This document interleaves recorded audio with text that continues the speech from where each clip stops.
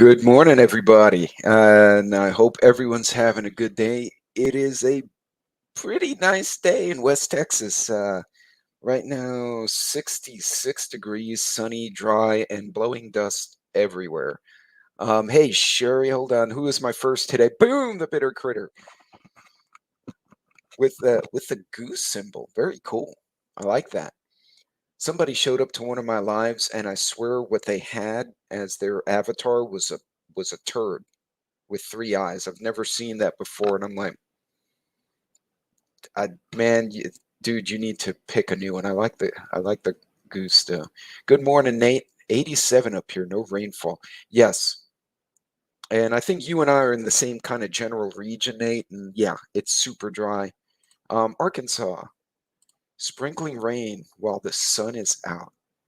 Yeah, no kidding. I can hear that. Hey, good morning, Sherry. Good morning, Lucky. Lucky probably listening in from work, so we won't be too loud, make her like snarf up her coffee while she's working. We don't want her to get in trouble with the boss. Let's see who else is in the chat. What did I do here? I have screens everywhere, so I have two computers. I have my personal uh, MacBook, which I use for social media, and then I have hey, Vance City. Okay, you've gotta if you guys have not seen her channel, check it out, especially the pictures her and the hubs are taking.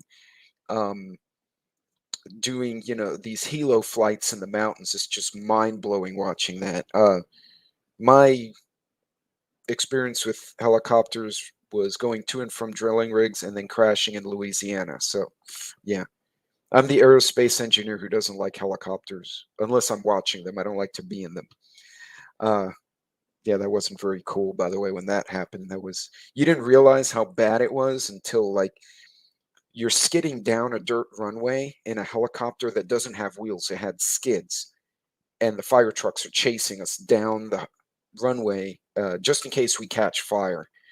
And we're sitting there going down, and I could hear my crew behind me going, "We're not going to that drilling rig again, boss. No way." That was a Yeah, that was not cool. But yeah, her and the hubs, they take some great pictures out there. You guys got to check it out. Um, how is everyone doing? What are you all doing this weekend? What's exciting over there? I'm having some issues with my right side monitor here. I have the engineering setup, so it looks like mission control. Hey, copycat. Good morning. Good morning. Who else did I miss in here? Yeah, there was. You didn't realize. I didn't tell my wife until like we transferred. The next transfer was like 3 months later, and then I told, "Oh, remember that job? I came home late." Yeah, the helicopter kind of had a malfunction. So, uh, hey, what's going on, brother? How are you? How are you? Hey, preparedness veteran, come back later because I'm going to end this broadcast with a video clip on street awareness from Tim Kennedy. I'm pretty sure who he is, and I follow him because he's got great info. So you could fast forward to that part later after you get out. Dehydrating hash browns and canning hamburger meat. Okay, that's very cool. See, now I feel like I'm behind the ball.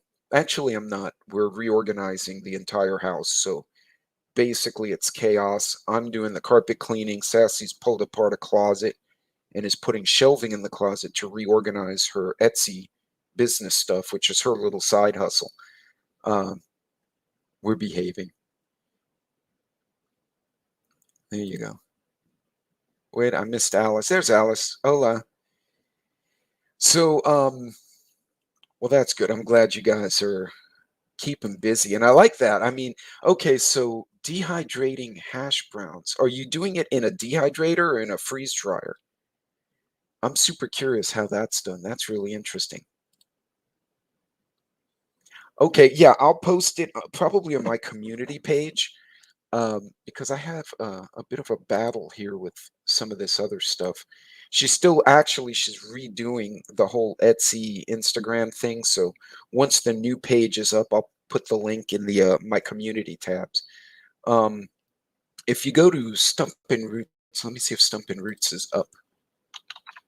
Stump and Roots. Hang on a second here. Stump and Roots would be the young lady I'm gonna eventually get on my channel, which is my daughter, who's a trauma vet tech, and she still works in the veterinary field, but her thing is she makes custom terrariums and planters. Like, she has an entire section of her house that's all grow lights. And I used to pick on her and say, you know, you keep doing that and the cops are going to come here and think you're growing other stuff. Uh, but one day she's going to, let me see if I can, I don't know if I can do this. So let's see. Yeah. So that should be, in theory. Yeah, here, I'll show you, share a screen with you guys. And there's no audio to this, but let's see if it comes up here. Bam. So that would be my daughter, whose nickname is X, and that's a whole, she has an X in the middle of her name, and her name became X because none of the kids can pronounce her name, so it's pretty fun. But yep, that's her stuff. She is operating in Central Texas, actually. And actually, that's her with the donkey. So really awesome kid. Guys, I can't tell you what a blessing it is to see one of your own kids grow and become pretty awesome in her own way. And actually, I went down a few weeks ago when I was making that trip to Central Texas. I went through Killeen and Temple. I spent a day with her and her fiance, and we broke out the long guns because neither one had really shot the longer gun platforms. And yeah, I spent about 4 hours with them. The range was the Shady Oaks gun range down in Austin, actually toward Leander. Was the only one we could get a lane in that day because there were about 20 in Austin and one had a spot. So we ran over there. Hey, Hutch, what's going on? Jeep snuck in on me here. I see everyone saying, hi, there's Jeep. Jeep. Hola, hola. Hello, Shift.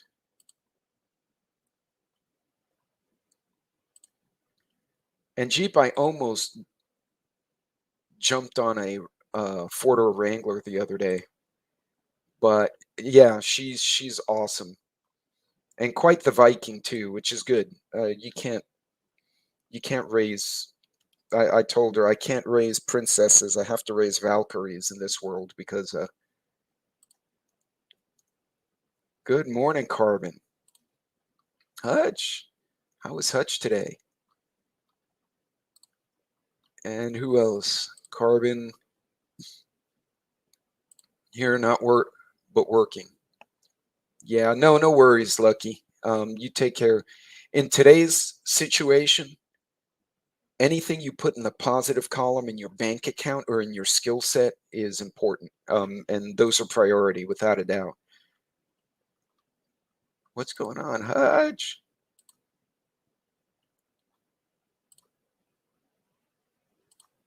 Amen, copycat. Yeah, I did.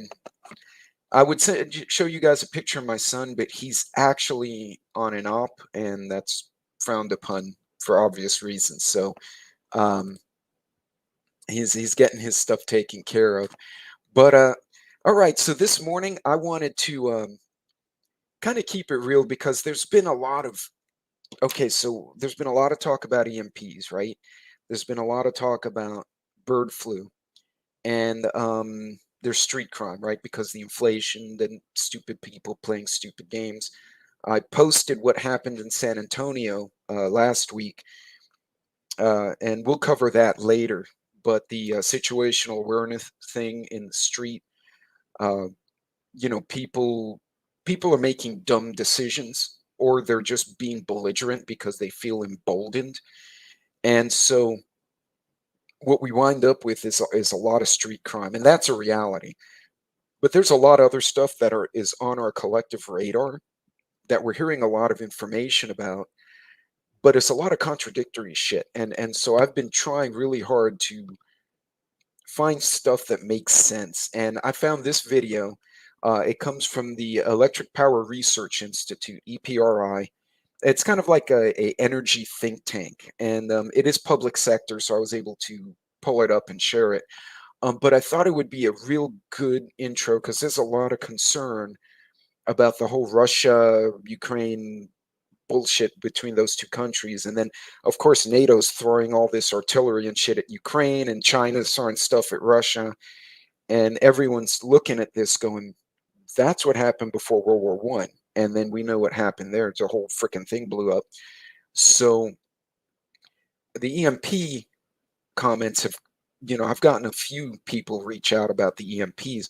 So this one was a good video. It's a little cartoonish. So it was kind of meant for when I say general consumption, not just like adults who graduated high school or college, but like even for high school and junior high. Apparently, this was meant to be like something everyone from junior high and up students to, interested working adults, people out in the business world.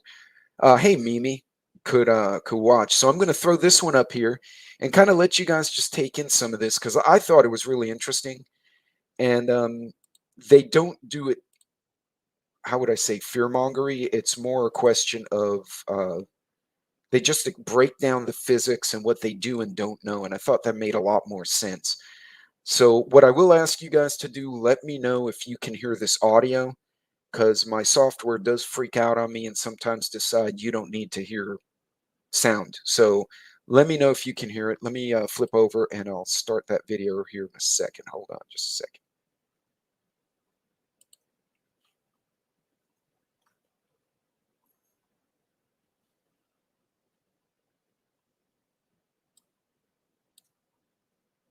There's no audio yet, by the way.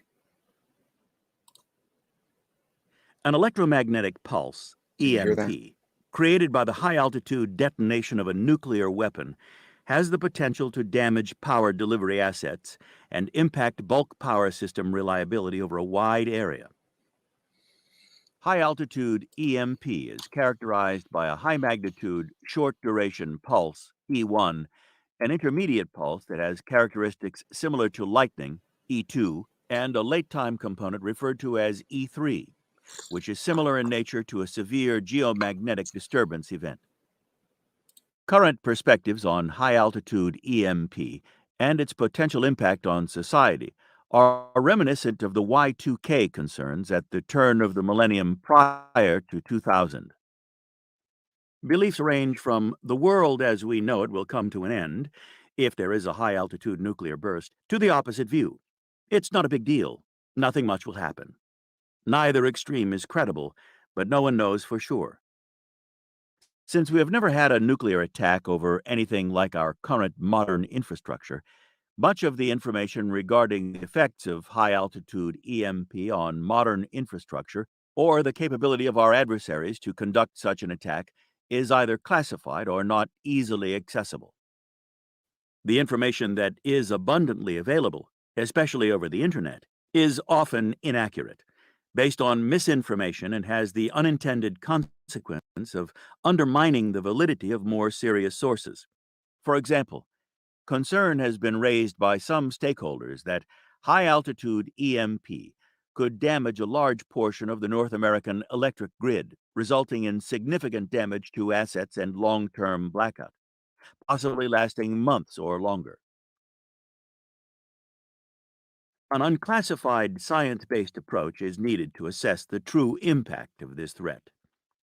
To fill this gap, EPRI initiated a 3-year research project in April 2016 to address the potential threat by developing unclassified, technically based research results that can be used by utilities to inform investment decisions.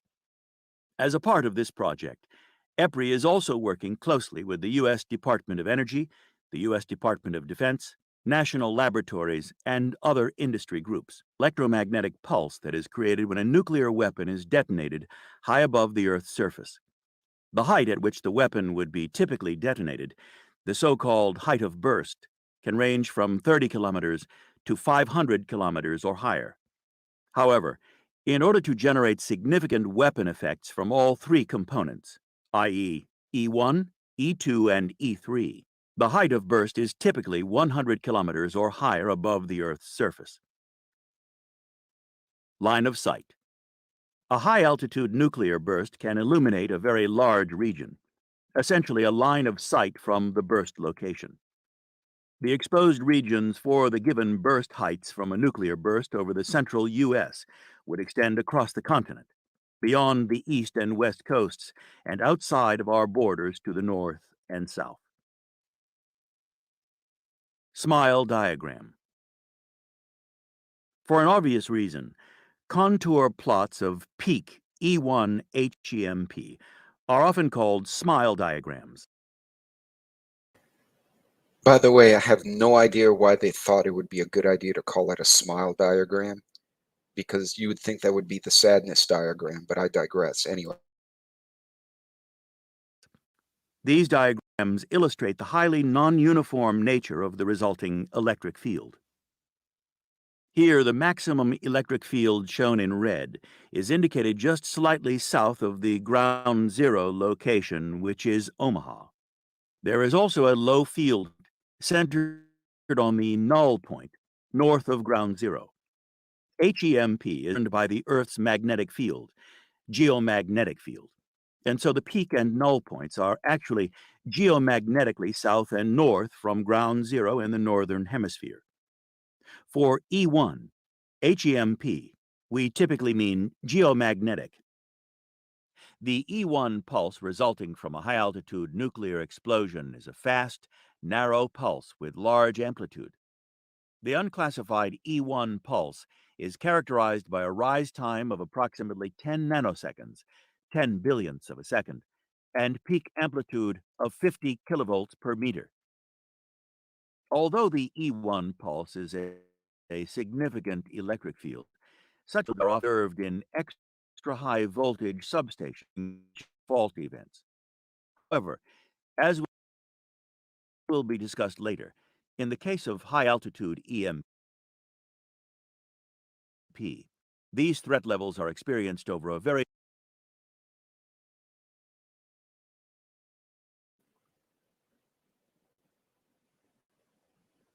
So we may have technical difficulties here. So, of course, now it comes back. Hold on. thousands of square miles, as opposed to a small area within a substation. E1 can result in damage to electronic components either directly or by coupling to the attached wires or cables. The area of impact can be quite large, depending on the height of burst.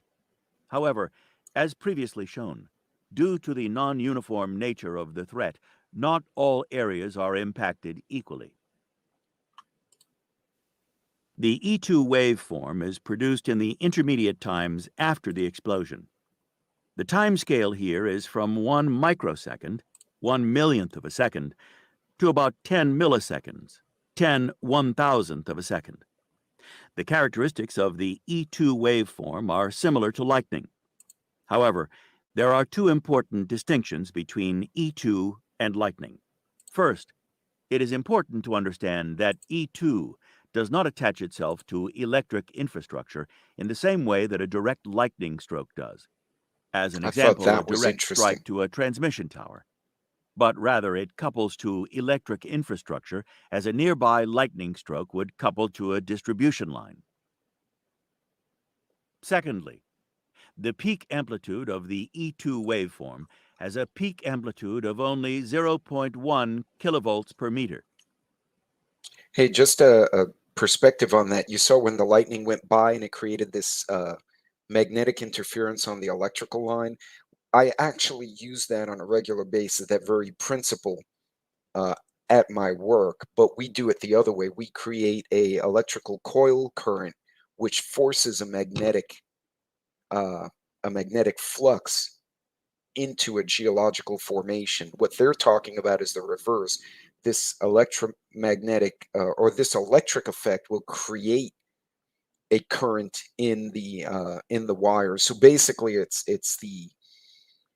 it would be like the electromagnet from high school where you wrap your wire around the iron nail and you attach a battery and you can pick things up, but backwards.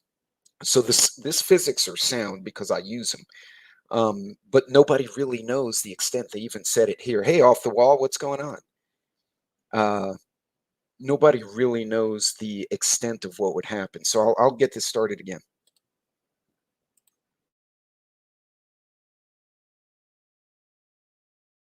Far less than that of a typical lightning stroke and the E1 pulse that occurs immediately before the E2 pulse.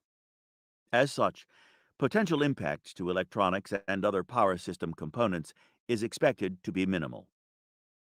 The last portion of a high-altitude EMP event is referred to as an E3 waveform. There are two components to the E3 wave. One is referred to as the blast wave, or E3A, and the second is called the heave wave, for E3B. The blast wave is created within the first 10 seconds after the nuclear blast, and is a result of the expanding fireball. The second component, the E3B heave wave, is generated by the heaving of air heated by the nuclear explosion. The change in geomagnetic field resulting from the E3A and E3B waves induces low-frequency, quasi-DC currents in the power grid, much like those generated by a severe geomagnetic disturbance event, but are significantly larger and of much shorter duration. The total duration of the E3A and E3B signals is on the order of 4 to 5 minutes. E3 has two potential impacts. One, voltage collapse due to increased reactive power consumption and misoperation of protection systems due to harmonics. And two, additional hotspot heating in transformers. EPRI initiated a 3-year research project in April of 2016 to study the potential threat of high-altitude electromagnetic pulse attack on the power delivery system. An expectation of this project is to provide members with fact-based information that can be used to assess the impact of a high-altitude EMP attack on the bulk power system, develop cost-effective methods for hardening new and existing assets against the effects of a high-altitude EMP attack, identify advanced recovery options to supplement hardening and mitigation efforts. For those of you who read the book 1 Second After, and I know a lot of you have, written by, what's his name? Professor Forstein over on the East Coast. Newt Gingrich wrote the foreword, and then it was he had like a Republican, which was Newt, do the foreword, and then there was a Democrat who was also on that committee, did the closing on the book that I have. And they had discussed this very type of study back in, when was Newt in office? Shoot, that was like early 2000s, mid 2000s. So the physics they're talking about is sound. You notice that E3 pulse lasts 3 to 5 minutes, but what it affects is different from the other ones. So there's a lot of speculation, an EMP goes off, all the planes will come crashing down. A lot of the aircraft are reinforced against lightning strikes, right? I mean, direct hits. They started doing that back in the 60s and 70s. So there's also speculation that if that were to happen, some planes would go down, right? But then there would be a lot that would stay up. Now here's the catch though. All the ground control would go down. So now you're going to have hundreds of aircraft in the air and they can't talk to anybody. So I know there's some contingencies in place to account for that, including going back to the old shortwave radios so they could talk to airplanes. But could you imagine the train wreck that would happen over, say, Newark Airport or LaGuardia, New York, or Dallas Fort Worth's airport? All of a sudden, ground control gets knocked out, and they're all on a shortwave radio trying to figure out where all the planes are. So, but I thought this was interesting. By the way, I put that disclaimer up there because the last time I streamed, info. Those of you who are there, I got kicked off because I violated the copyright because it wasn't fair use. So YouTube advised that I have to jump in every few minutes to make commentary. So that's why I'm doing this, just so you guys know, so we don't get kicked out again.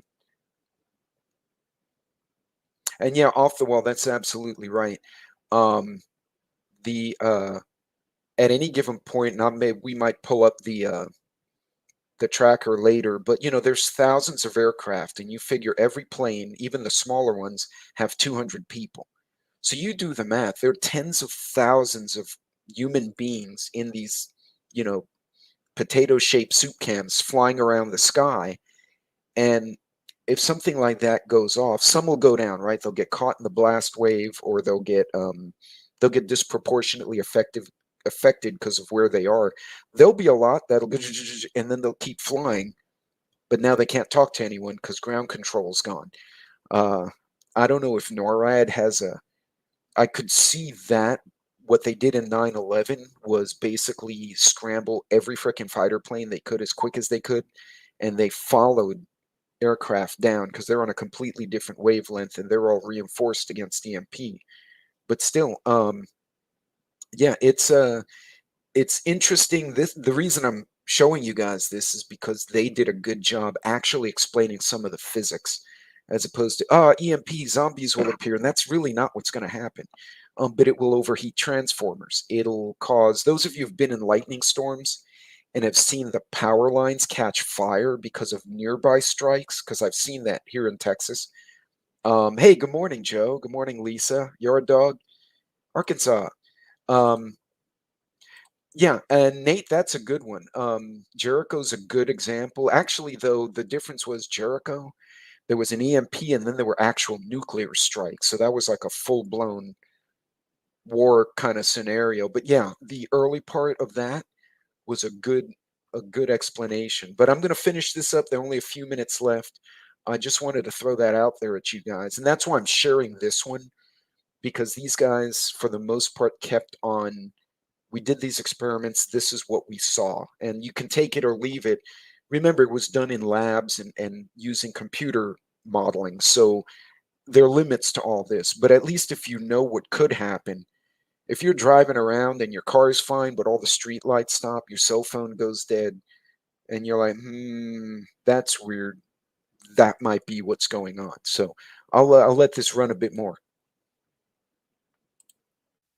The research project is broken into several components: threat characterization, EMP vulnerability, impacts, mitigation, hardening and recovery, decision support, trial implementation, member and stakeholder communication. EPRI believes that quantifying the vulnerability of substation-hardened microprocessor-based electronics to E1 is of primary concern, and thus these types of devices will be some of the first that are tested. EPRI is currently engaging with experts to design and build an EMP test facility, as well as develop procedures for performing the necessary tests. The specific makes and models of the equipment that will be initially tested are also being identified. Testing of insulation Did you see systems that such as testing thing they insulators, have? air, oil, and paper to determine their performance when subjected to E1 and E2 pulses is also very important and will also be initiated in parallel.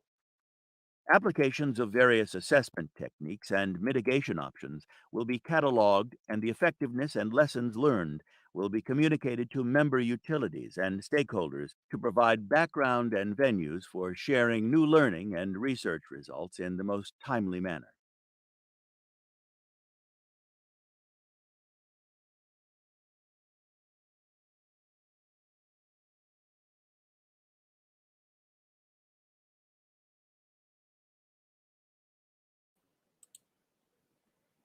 All righty. I figured you guys would find that super interesting. We don't know, and off the wall makes a great point. I think I put it there. It is okay. I'm a little delayed on my end. We did do a battlefield board on off the wall's channel, and that was something we all discussed. Was exactly all these chips we get from China. What exactly are they putting in the chips? If you haven't watched it, I would watch Dragon Day. It's the acting is a solid C plus B. So I want you to take the acting with a grain of salt. But the premise is super cool because the premise is actually based on what Off the Wall has up there. It's oh,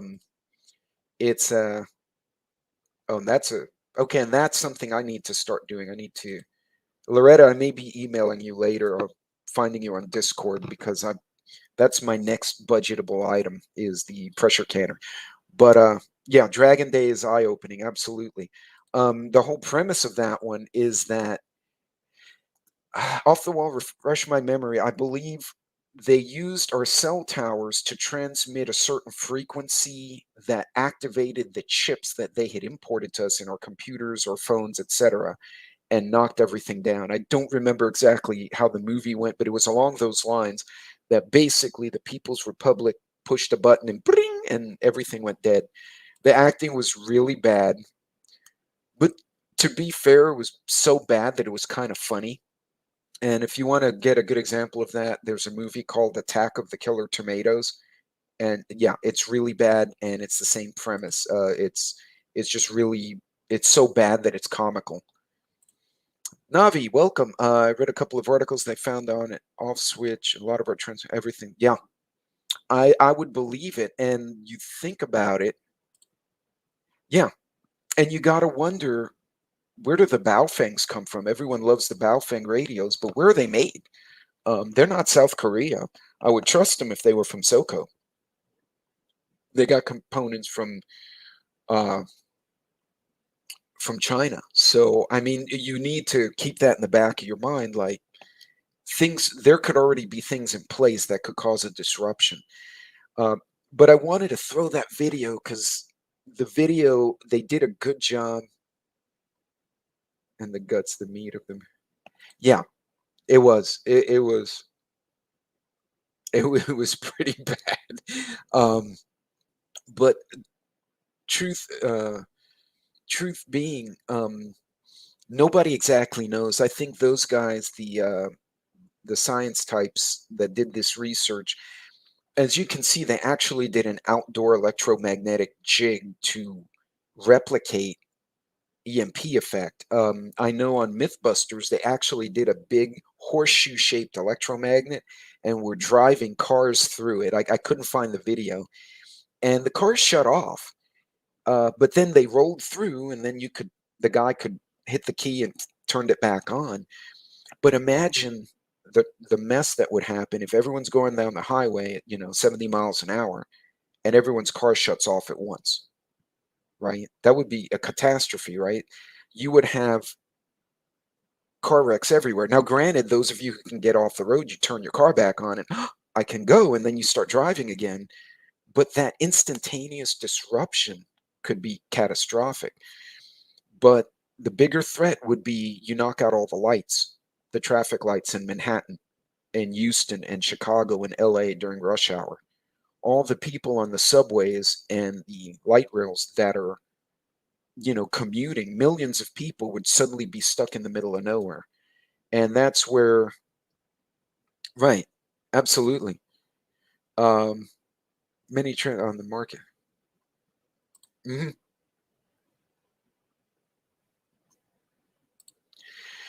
Yeah, it's there's a lot of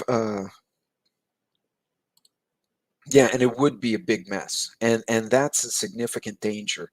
Um, so, keep these kind of things in mind. It's not like everything would go down. It would be look what happened with Colonial Pipeline, right? Because you figure there are people trying to hack us, right? We have the NSA, the Air Force, Cyber Command, Army Cyber Command. They're all fighting back and forth in cyberspace. Let's say they try to attack the U.S. and they fail, but they knock out, I don't know, all the gas pipelines instead of just one, or they take all our railways down, just stop the trains wherever they are. That would be enough to pull a lot of National Guard and civilian assets away from any kind of war effort to a domestic effort to try to save their fellow citizens. I mean, that would be a mess. So, and yeah, and actually, off the wall, I'm gonna touch on that here in a little bit because, and you may know Tim Kennedy. I love following him. Uh, in that kind of scenario, uh, yes. So, a recommendation to preparedness veterans point, I make a point of once a month, and I should probably do it more often. If you have a 401 bank account, I'm sure everyone does, like, different accounts online, print a physical hard copy of your statement at the end of the month. Like when you get the notice that says, hey, your statement is ready, print one and then keep it in the safe, right? Paper will not be affected by an EMP. It's already there. At the very least, you have your account numbers and your validation that you did once upon a time have an account. If they take out, I don't know, Edward Jones, Fidelity, Chase, Bank of America, which would be an absolute catastrophe for a lot of people, you at least have this physical thing that you can go, hey, look, I have this, and I did have an account here. And at the very least, it may free up emergency funding to you. So keep that in mind. And also, travel wise, if you're traveling overseas, make sure you not only have physical American dollars, but before you go to, whether it's vacation to Mexico, visit a friend in Canada, or you're going to make a big business trip to Europe, go to your local bank and ask them to exchange euros or pesos, whatever it is you need, in advance. Now, Canada, not as big a deal because there's so much US and Canadian currency back and forth. It's not uncommon to see US dollars in Canada, right? Because the Canadians come over, right? But if you go to South America, which I've been, Argentina, you go to Europe, you go to Asia or Africa, seeing American dollars can attract attention. So go to your bank in advance of the trip and say, hey, I'd like to obtain, you know, um, 300 US worth of euros or whatever the hell currency you need. Your bank will do it, and they will typically do it at a single digit uh, interest rate, right? Maybe 7% surcharge because they have some fees. If you do it at the airport, or at any of the tourist traps, you're paying 25%. So if you're trying to exchange 200 bucks, 50 bucks of your 200 is going to be a fee. Whereas if you do it at your bank at home, it's only, maybe 10 bucks, 15 bucks, depending on what you're getting. So make sure if you're going to go overseas, uh, do the currency exchange at home, at your local bank or at a major bank. You can also do it at a credit union. And what they do is you tell them, you either bring the money, or if you have an account, you say, pull 300 or 200 from my savings, and I want the equivalent in, say, Mexican pesos. And again, in Mexico, there are a lot of US dollars floating around, so it's not a big deal. But certain countries, it's not common to see American money on the street. You don't want to show that. So when you show up to that country, you've already got the local currency. You don't stand out. Because I stand out. I mean, I went to the Netherlands, and there are not a lot of Puerto Ricans over there. So I kind of stood out. Um, I went to Argentina, and it wasn't my appearance, but my attire: blue jeans, baseball cap, and a hoodie. You can pick me out for an American. So when I arrived, I kind of looked at how everyone else in Buenos Aires was dressed, and I realized it's all business attire like you'd see in Houston, right? Because it's hot. So short sleeve, formal shirts, tie, and slacks or khakis with loafers. So as soon as I checked into my hotel, I changed my clothes, and now I look like everyone else. And I speak Spanish, so I sat at a local restaurant, talked to the waitress and the bartender, and heard the local accent, and then I tried to imitate their accent. And pretty soon you kind of, yes, leave the gold jewelry at home. Uh, a wedding ring is not uncommon, a watch maybe, but don't bring a bougie watch. You bring an Apple Watch, I don't care if they steal this damn thing, is 500 years old. Here you go. Dun dun. I don't care. Or buy a G-Shock, get a $10 watch at Walmart that looks nice. So if they say, hey, here you go. The new the new cream skinny jeans. Okay, on a side note, to Bitter Critter's comment, um, I have already discovered that I'm way past the age for anything of dress attire that involves the word skinny, because it's either I'm going to look like a stuffed penguin or I'm going to have a wedgie, neither of which is cool. And you can't move like that. So yeah, no to skinny jeans, no to wedgies. I'm sorry, Joe. Yeah, Joe's been super busy lately. I mean, I don't know. I'm not going to wear skinny jeans. I tried them on the other day just for giggles. I was like, because I normally buy, like, the straight cut or the boot cut for work, right? Because it gives you a little extra room in your butt. So if I'm on a work site and one of the guys is like, hey, take a look under the truck, I'm not killing myself. Oh, yeah. Yeah, or fit in where you, well, you got to be careful there. If you look too raggedy, then you'll attract law enforcement, because they'll be like, you're sus, and they'll come give you shit. So make sure you dress. But yeah, no skinny jeans. It's just a party foul. So to the point about crime and streets dangers, let's do. Tim Kennedy had a great video. Those of you who don't follow Tim, and I follow him actually, ironically, on Instagram. I just started watching him on YouTube recently. Tim is a former special ops guy who then came home and created a security consulting firm.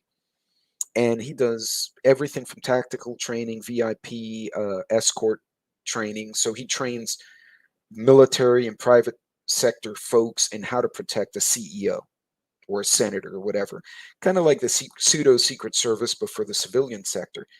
And he had a really good video talking about things to watch on in the streets. Now, those of you who saw my post earlier this week, there was a guy in San Antonio. He was filling his car at the gas station.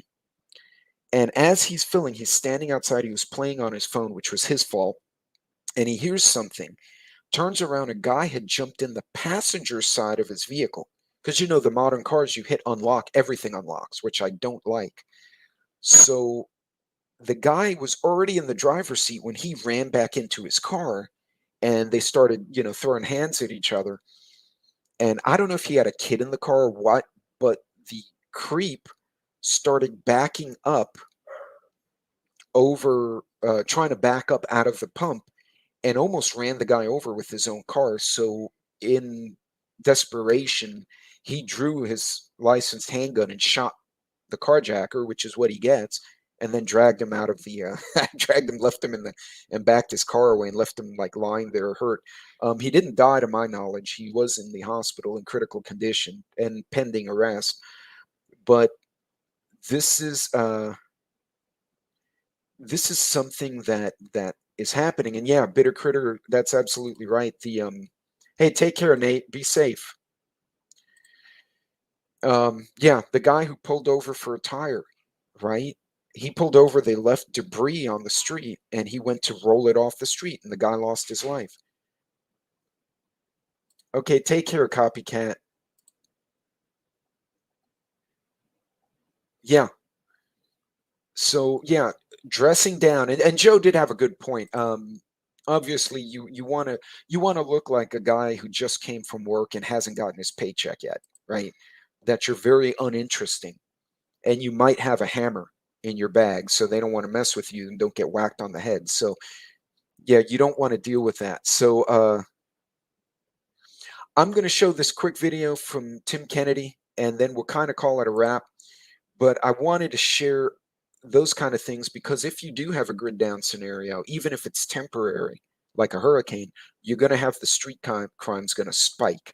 And it's good to understand this stuff. So I'll throw this one out there and see what you guys think. Hang on. Walmart where? Las Vegas. Las Vegas. Where in Las Vegas? Henderson. Henderson, which is a suburbia of Las Vegas. Now, is the people that live here going to be different than the Walmart 2 miles, 3.5 miles, 2.5 miles away from the Strip?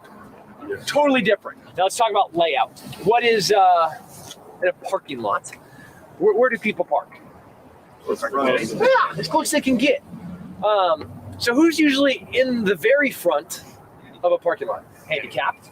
Sometimes they have veteran spots. Sometimes they have expecting or with children spots. Now, what about the women? Where do they park? Where do you park? What about as close to the front as you can under a light? Do you do that consciously or subconsciously? Yeah.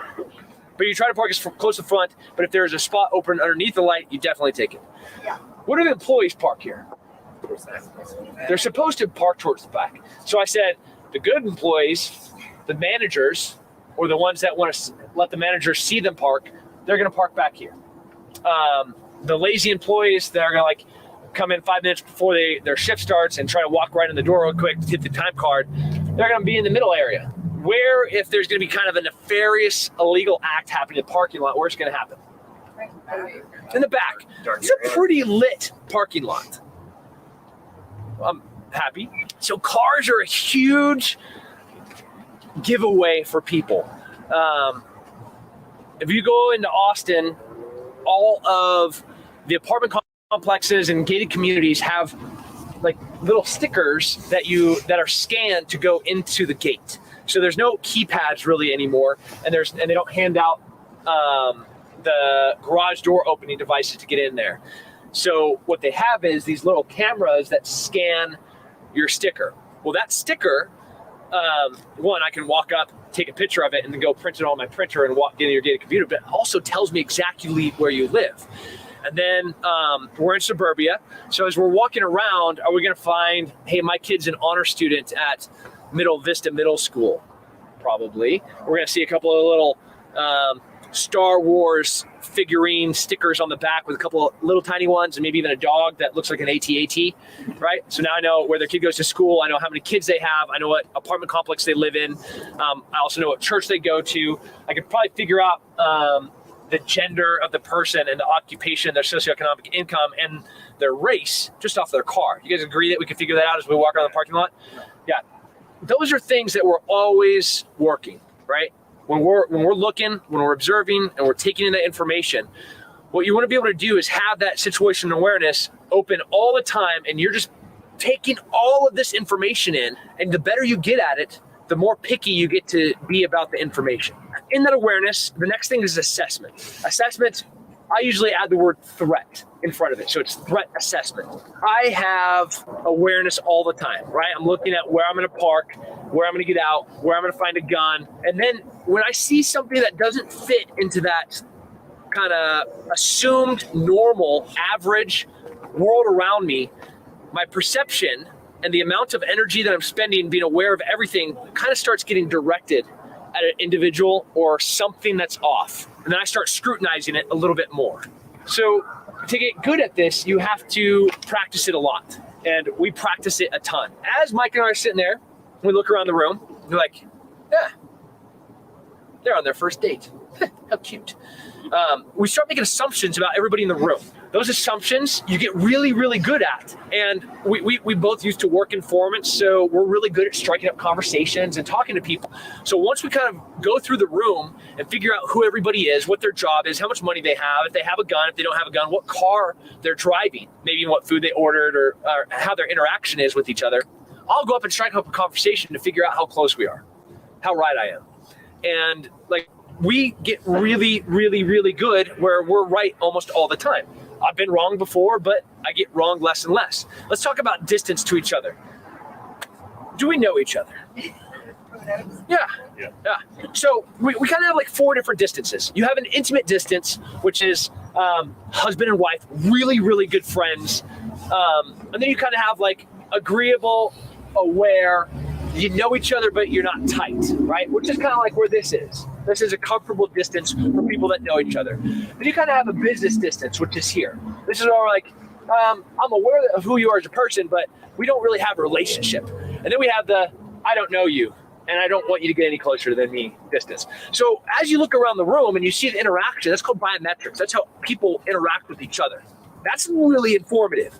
If I see a guy walking into the parking lot of a football game and he's wearing white prayer robes and he's sweating bricks and he has a bunch of shit around his waist, would I be kind of concerned?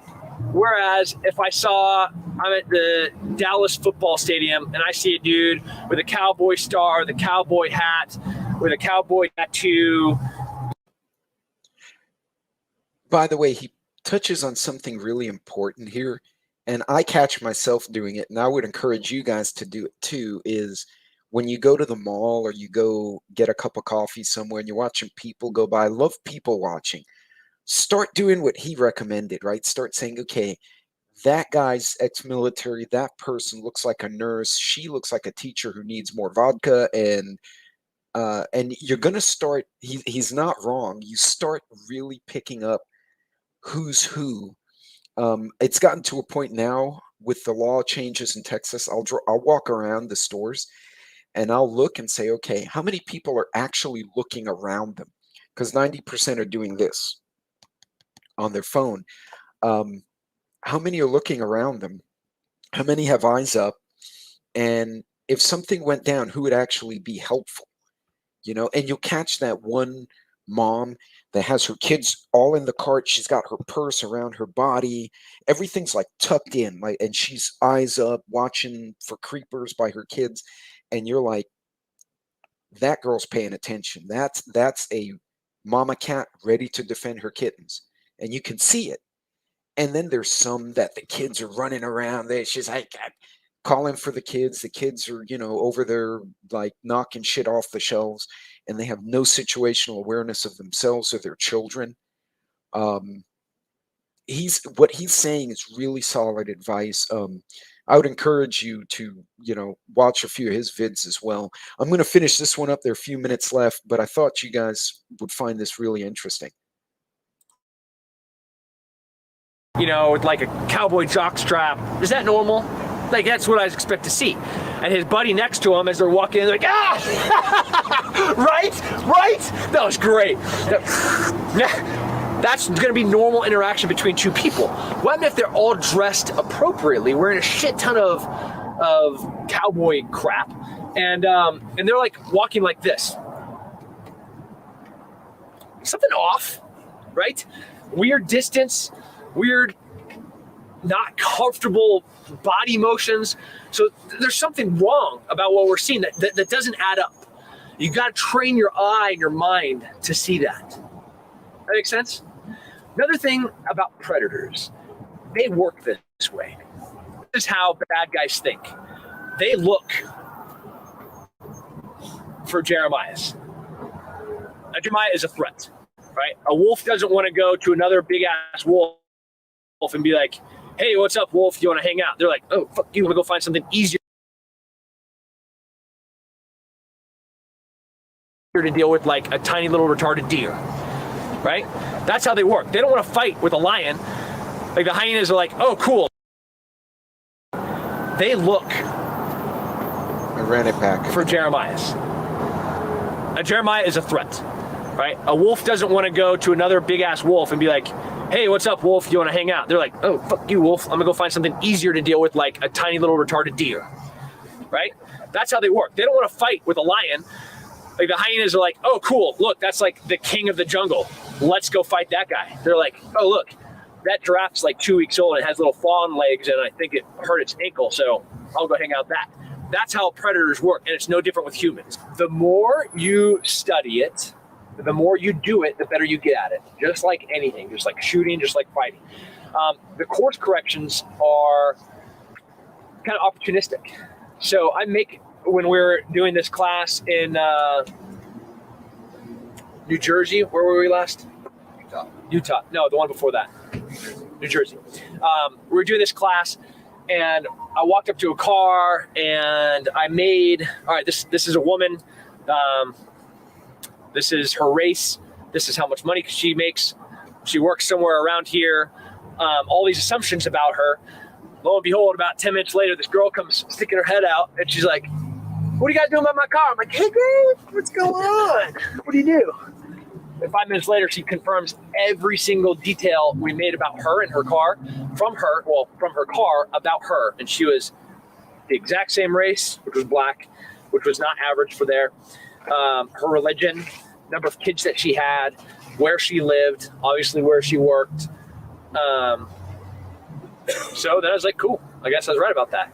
You build a story in your head, and you have like 1, 2, 3, 4 things that you have to have. What I'm going to be. You have to have a database to be able to draw the information on. So like somebody sees a Sikh walk out, we're in Dallas, and do Sikhs look like Muslims? They totally do. Do Sikhs like Muslims? No, they like really don't like them, right? But it's funny that they're always confused and how the media is like, oh, look at this radical extremist. I'm like, that's a Sikh. Awkward. But so as we're looking at these cars, this parking lot, this Sikh family specifically, they owned like the whole entire strip mall behind us. And looking at the guy's car, we were able to figure out, well, fuck, this is a really nice car in a strip mall. So it doesn't belong. Something's off. So we then find out or assume that this person owns some of these businesses and is either checking in or working on them. And the guy comes out because there's a bunch of people walking around his expensive car in a strip mall in Dallas. And like watching him walk up, you're like, he is a very devout Sikh, and or talking to him confirms everything. But if you didn't understand the religion, if you didn't understand the kind of the nuances of the culture, then you wouldn't have anything to make those assumptions in the first place. So you got to be kind of a smart motherfucker. You got to read. You have to understand religion. That's one of the biggest motivators for people. You have to understand people, socioeconomic classes, cultures, races, how they work. You have to be open-minded about it. Like the worst person in the world at doing this is a racist dick. Like they just can never get it because they're always going to be using their non-objective mind to view the information and make wrong assumptions. So you have to be open-minded, and you have to be fair, and you have to judge people equally and use that information to rush to judgment about them. Kind of sucks, but that's how it works.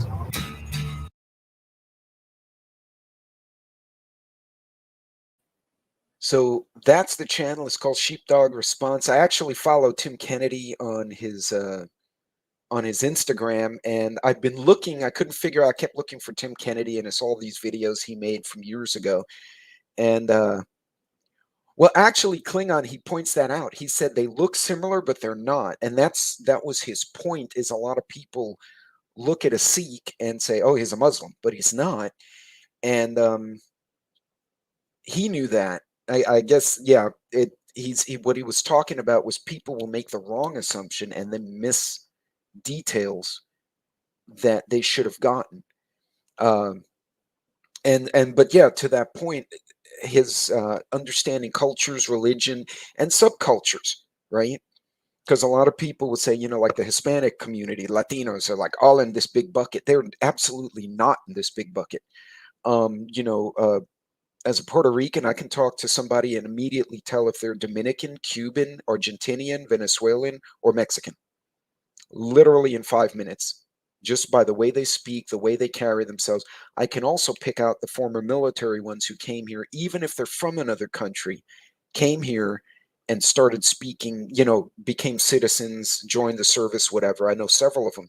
I can pick them out by the way they walk, talk, dress, carry themselves. They're like a whole little subcategory. So really interesting stuff this guy has. I would check it out. But again, and I wanted to cover those two subjects today. And Yardbirds. And actually, what's funny, the Sikhs and Christians and Jews tend to get along reasonably well. It's the Sikhs and the Muslims have an ancient hatred for each other. I don't know what happened like 1,000 years ago. They got into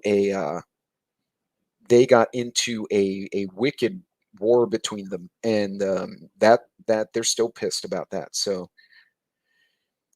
and yeah, so and the reason I put this at the tail end of the EMP is if we have prices go up in fuel, and these are a lot of ifs, right? If economic collapse or economic shit show, if somebody hacks the grid, hacks the banks, whatever, people are going to freak. And then the people who aren't ready, who aren't even thinking about it, will panic, right? We're all thinking about it, even if you don't think you're prepped the way you want to be. The fact that you're trying to be ready and you're trying to understand it will help you. Well, yeah, you do have subcultures within all the larger cultures, so being able to pick them out. But yeah, I guess it is kind of a tribalism if you think about it. But a lot of society has its little cultures. You know, you take somebody from like Jersey and you drop them in West Texas, and that's going to be a culture shock, right? You take that cowboy and stick him in Chicago, and he's going to have culture shock. You know what I'm saying? But yeah, understanding a lot of these subcultures helps. But again, you have the blackouts, you have these situations. So the fact that all of us are at least trying to understand what could happen and what would result from an event puts us ahead of 80, 90% of the populace. Most people are doing this, la la la la la, I don't want to hear it. And Joe, I can tell from my area and not. Yeah, absolutely. Right, right. And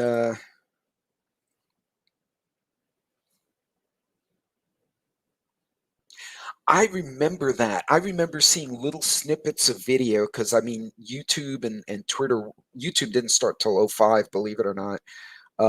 That God, now I feel old. That's terrible. But I remember seeing like little video clips and on the news, and it looked like a zombie movie. Like, you know, the kids at NYU and Manhattan were like, woo, you know, because they're all drunk at Stone. They don't care. But they had these little cameras. You could see the kids with the little, remember the little 8mm cameras? And it just looked like this dark canyon all the way out. Um, hey, Tennessee, what's going on? Right. And, but, you know, Tim had been overseas with the military and he had to get to know a lot of different cultures. And that's why I like watching him because he's cognizant of what he is and he understands, he tries very hard to understand the cultures around him, which helps. Um, you know, it's like during the LA riots, right? A lot of the Koreans own the little businesses and their businesses didn't get burned down while everyone else was fighting. The cops were fighting with the rioters and everything was on fire. The little area, the little Koreatown was not because they went on the damn roofs. And the Vietnamese store owners, many of whom were veterans from the Vietnam War, and they were threatening to shoot rioters who came on their block. So, as a cop, if I know, okay, that's, you know, that culture will react this way and this culture will react that way, um, it's going to help me react accordingly to the different groups. But yeah, if you have these situations occur, the street insanity will begin. And yeah, this is absolutely right. What my account says. When they had the blackout, that's when they had the cascading transformer failures because, and that was a human stupidity because the internet wasn't that elaborate yet to where people could hack all of it. This literally was a person broke everything, or a couple of people screwed up. And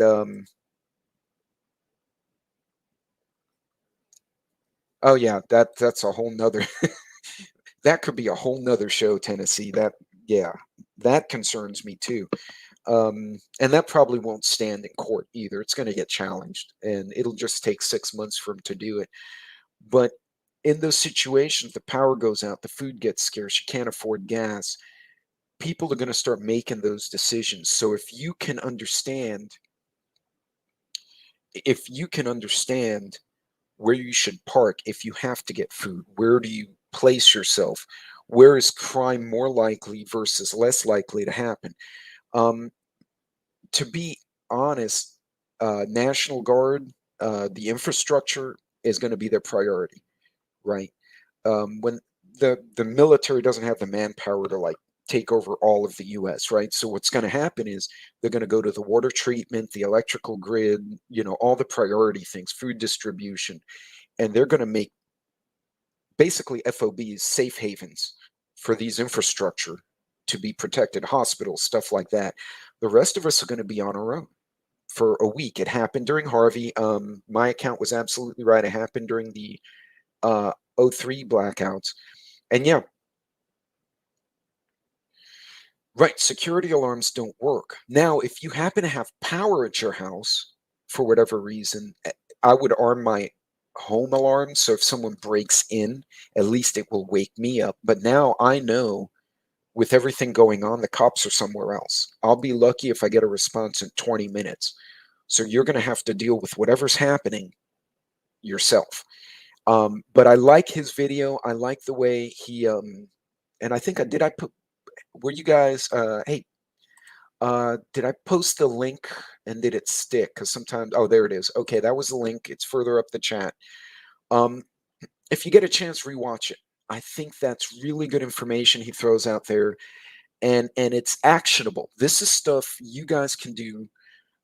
You ladies and gentlemen, you can do it right now. You can go to Starbucks, go to Walmart later, and what I'm gonna ask you to do. Here's your homework. All right, go watch other people and try to pick out, like he said in the video, make a story in your head. Okay, that's a mom with 3 kids, but she's got her purse across her body.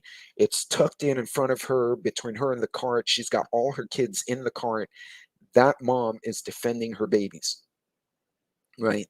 So messing with her is going to cause a commotion. She's going to scream. She's going to pepper spray you. She might shoot you. She might cut you. Nope.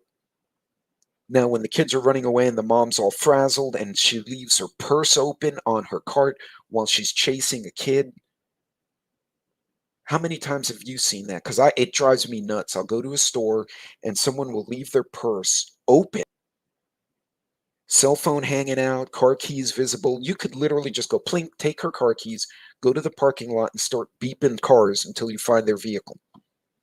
She won't realize it until she gets back. I've seen guys do this too, right?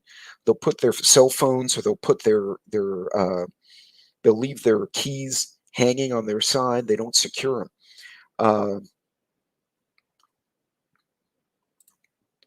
I don't know if there's solar security cams. I mean, I'm sure there are, but I don't know how it would transmit anything unless it's a closed circuit. But and actually, I'm planning to do. Ugh, went home by boat. That's terrible.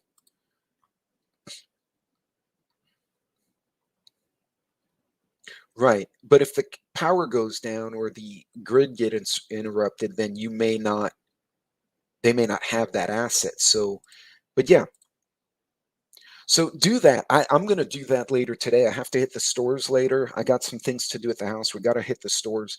And I love doing that. I'll go to the mall, even if Sassy's the one shopping. I'll go there and she'll be like, okay, I'm gone. And she goes shopping and I will go and I'll go get a coffee and I'll start walking around the mall and watching people. And I know that that one security guy knows me because I'm sitting there with my coffee and I'm all happy. And, usually I wind up holding a bag, right? So now I'm a stupid idiot with this bag from like Ulta, because I use so much makeup. And I'm there and the security guy will be like, morning mocha. I'm like, yeah, morning mocha, and he's like, yeah, stupid idiot is here with his wife again. And, he walks off and I'll be watching people and it floors me. You'll find 1 out of 5, 1 out of 10 actually looking around them. And sometimes it's not the one you think, right?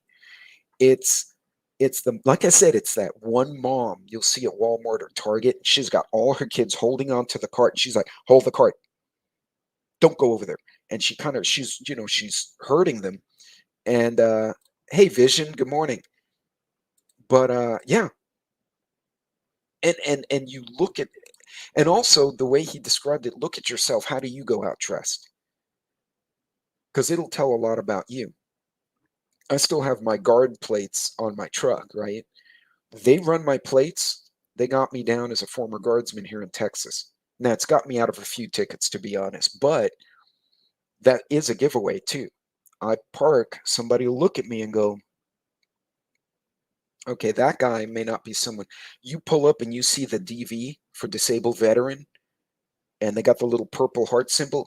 The guy got hurt, or that girl got hurt in combat. Is that really, even if they're disabled, they're with a cane, do you really want to screw with them? Because they will smack the shit out of you with the cane, or they'll shoot you, right? So that's a giveaway. I love the one There was one mom, I shit you not, funniest thing. So she had the mom and the kids, right? So single mom, which wasn't a smart thing, but right next to it was a Hello Kitty, the little Hello Kitty face, just the kitty's face, with cross Kalashnikovs. Saying, and underneath it said gun bitch. That was funny. I've never seen the sticker again, but I thought that one was funny because basically she said, I may be a single mom with kids, but I will shoot you. That is someone that someone will look at that sticker and go, she's got something in her purse. No, no. They want the clueless one. Actually, the shooting ranges here in Texas have become very bougie.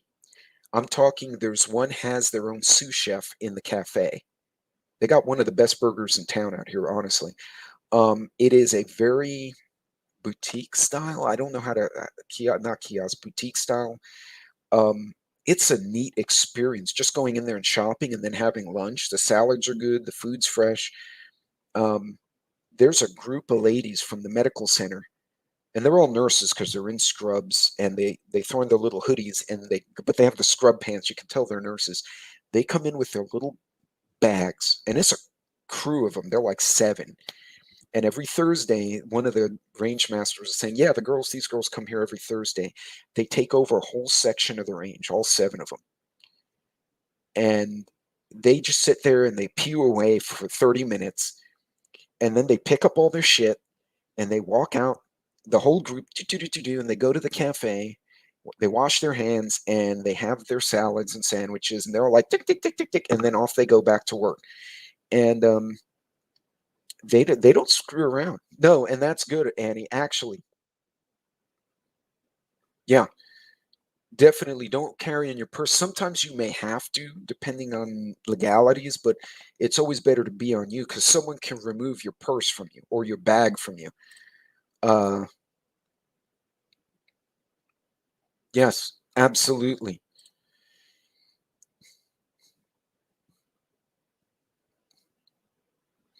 Yep. If you can carry your DD-214, just don't lose it because it has a lot of personal info.